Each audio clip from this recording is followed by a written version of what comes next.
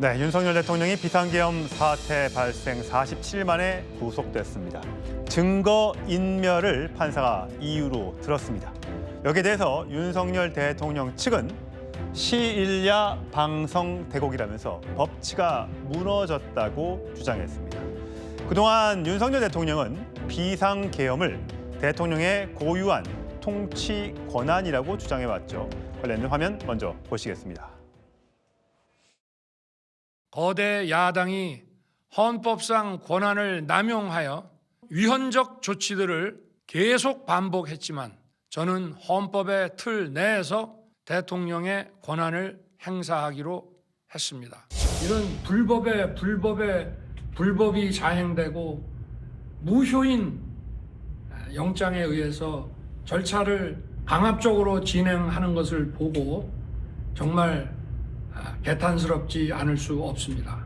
대통령께서는 사실관계나 증거관계, 법리 문제에 대해서 성실하게 설명하고 답변을 하셨습니다. 만약에 구속영장 나오면은 적부심 신청하실 건가요?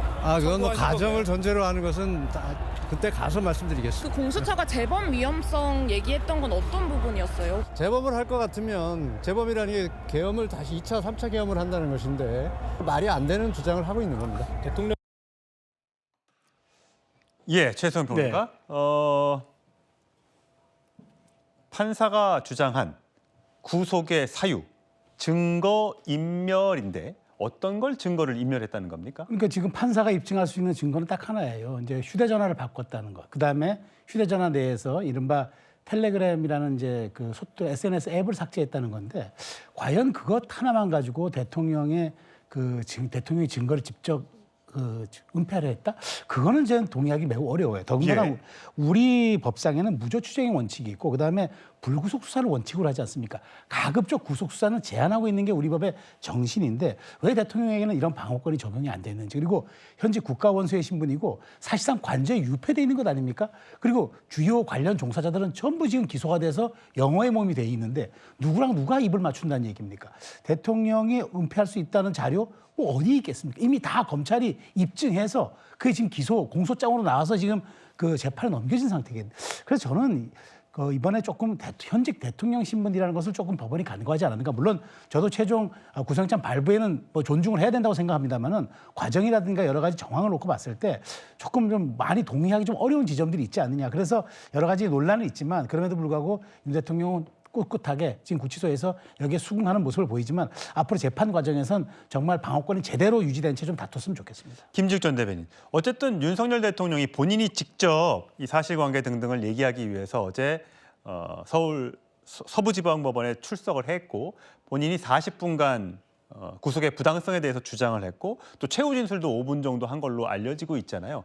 그럼에도 불구하고 영장이 발부된 사유는 보통 우리가 얘기할 때 사안의 중대성, 그다음에 도주 우려, 증거인멸 이 세 가지를 잡는데 그중에 이제 하나 체크한 게 이 증거인멸이라는 거죠. 그러니까 이제 나중에 다시 얘기하겠습니다만 변호인단 측에서 인정을 못한다는 거 아니겠습니까? 지금 그 윤석열 대통령의 12.3 비상계엄과 관련해서 이 수사기관이 압수수색을 여러 차례 시도한 게 있었습니다.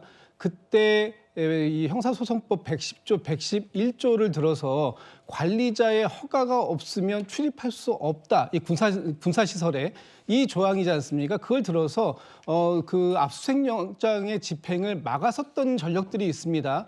그런데 그게 왜 중요하냐면 12.3 비상계엄에서 각 군내 사령관들과 윤석열 대통령이 직접 통화했었다라는 것들이 기록에 나와 있는데 이게 일반 전화가 아니라 소위 비화폰이라는 걸 통해서 녹음이 안 되는. 그렇죠. 녹음도 안 되고 사실상 그 일반인들이 확인할 수 없는 전혀 다른 전용 회선으로 이 내용들을 한 겁니다. 이건 도감청도 안 되는 그런 비화폰인데 이 서버가 지금 어디 있냐 하면 군사시설 안에 있다라는 겁니다. 그렇다면 가장 결정적으로 대통령이 직접 지시를 했다. 했다라고 지금 이 중요 종사 임무자들이 이 공소장에 보면 다 나와 있지 않습니까? 예를 들면 대통령으로부터 직접 그 문을 부시고 들어가서 국회의원들을 끄집어내라. 아니면은 지금 어디쯤 가고 있냐? 뭐 빨리빨리 내가 다 책임지고 할 테니까 진행해라라고 하는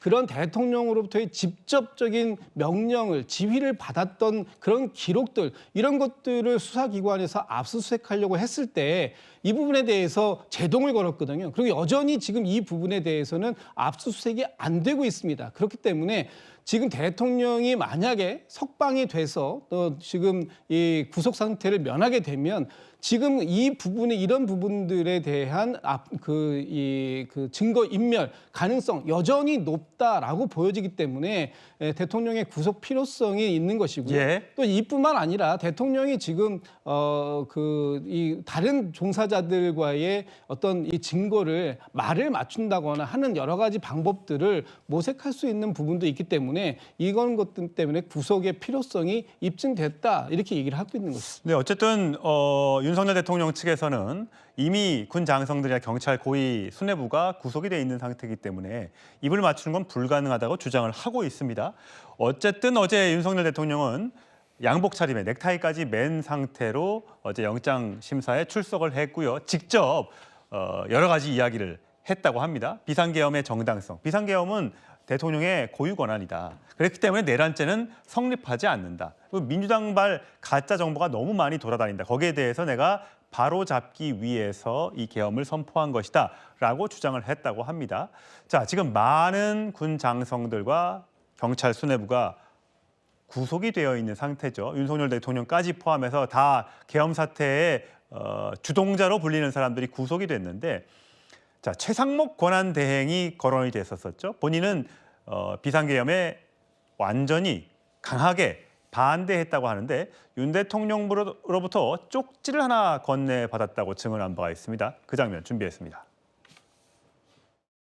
마지막에 다 이제 계엄을 발표하시고 들어가셨습니다. 들어가실 때 갑자기 저한테 참고하라고 접은 종이를 주셨습니다. 당시에 저는 그게 무슨 내용인지 모르고 경황이 없어서 주머니에 넣었습니다. 제가 기억하기로는 이 비상계엄 상황에서 재정자금 유동성 같은 걸 확보를 잘해라 그런 한두 개 정도 글씨가 써 있었습니다. 그 자료는 지금도 있으시겠죠? 폐기하지 않으셨죠? 네, 폐기하지 않았습니다.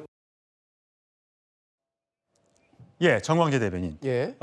비상계엄 당시 윤 대통령이 최상목 당시 부총리에게 쪽지를 하나 건넸는데 비상입법기구 관련 예산을 마련하라. 네. 자, 어제 판사가 다 듣고만 있고, 그러니까 공수처 쪽의 이야기도 듣고 윤석열 대통령과 대통령 측 변호인단의 목소리, 주장을 다 듣기만 하고 딱 질문을 한 개 했다고 합니다. 그게 최후 진술인지 중간의 진술인지는 아직 확인되지 않았습니다만 그 내용이 이 비상입법기구 관련된 질문이었다고요?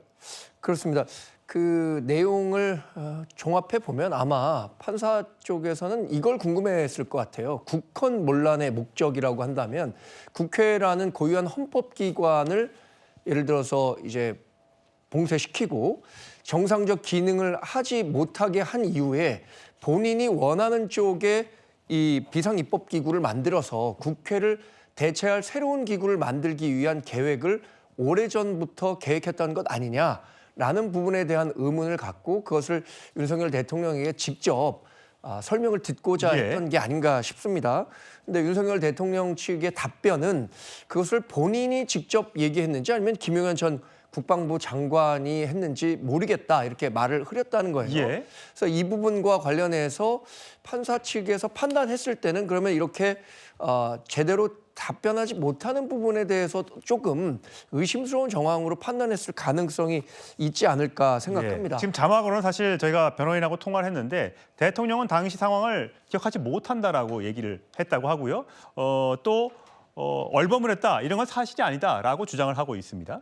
그러면서 이제 비상입법기구를 자신이 계획하지 않았고 만약에 본인이 계엄과 관련해서 오랫동안 직접적으로 계속 장기간 하려고 했다면 좀 더 치밀하게 준비하지 않았겠느냐라는 답변을 한 것으로 알려졌는데 결국 판사가 판단했을 때는 이 부분이 국회를 제 기능을 못하게 하려고 했었던 것 아니냐를 마지막으로 윤석열 대통령에게 확인하려고 했던 것 아닌가라고 생각해 볼 수 있겠습니다. 예, 성추행 부의장. 예. 지금 어쨌든 공수처는 전형적인 확신범.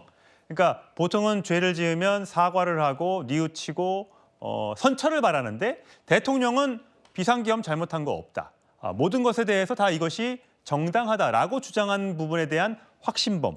그렇기 때문에 증거인멸을 할 가능성이 있다. 이렇게 본 건가요? 맞습니다. 지금 대통령이 이 12월 3일 위헌 위법적인 비상계엄 이후에 보여왔던 뭐 입장문이나 태도를 봤을 때는 본인의 비상계엄은 정당했다고 계속 주장을 하고 있지 않습니까? 대통령의 통치행위였다라고 주장도 합니다. 그러면서 그 대통령의 변호인 측은 심지어 어떻게까지 얘기하냐면 대통령이 그렇게 고뇌에 찬 결단을 한 것이기 때문에 일반 국민들, 판사도 포함됩니다. 일반 국민들이 이거에 대해서 가타부타 판결하는 것 자체가 말이 안 된다라고 얘기하기까지 하거든요. 그렇기 때문에 윤석열 대통령은 시종일관 본인의 이런 비상계엄이 정당했다는 주장을 하고 있기 때문에 공수처의 입장이 수사기관에서 입장에 봤을 때는 대통령이 일만의 권한이라도 갖고 있었다면은 아마 2차 계엄, 3차 계엄도 충분히 진행할 수 있을 것이다. 다만 그런 건 있죠. 지금 사실 이 대통령의 체포영장이 집행되는 과정에서 봤을 때 경호처 직원들마저도 이제 대통령의 부당한 명령에는 따르지 않겠다는 모습을 보여주고 있기 때문에 아마 대통령이 밖으로 나간다고 한들 2차 계엄 이런 것들을 시도한다고 아마 되지는 않을 겁니다. 예. 하지만 공수처에서 주장하고 있는 부분은 대통령은 이거에 대한 잘못을 전혀 생각하지 않고 있고 이게 정당하다고 믿고 있기 때문에 수단과 방법이 생긴다면 언제든지 이걸 다시 시도할 수 있는 예. 그러한 확신범이다라는 주장 때문에 구속을 해야 된다고 주장을 하고 있는 겁니다. 예. 어쨌든 윤석열 대통령이 구속이 되면서 오늘 오전에 수용 번호를 발부받고 신체 검사를 거친 뒤에 지금 재판이 진행 중이지 않기 때문에 형이 확정되지 않았기 때문에 미결 수용 수의로 갈아입고 머그샷을 찍은 뒤에 지문 채취 등을 거쳐서 수용동 한 3평이 조금 넘는 그 독방에 수감이 됐습니다. 구치소 안에서의 생활은 굉장히 쉽지 않을 겁니다. 윤 대통령의 구치소의 생활을 정리해봤는데 샤워는 주 1회 정도 가능하다고 하고요. 운동도 하루 1시간, 그다음에 면회도 하루 1시간, 일반 수용자들과 똑같은 대접을 받는다고 하고요. TV에는 하루에 3번, 총 7시간 정도 시청할 수 있다고 합니다. 빨래는 손수해야 하고요. 윤 대통령 많은 범죄자들을 다뤄봤습니다만 본인이 이렇게 구치소 생활을 하게 될 줄은 생각을 못했겠죠.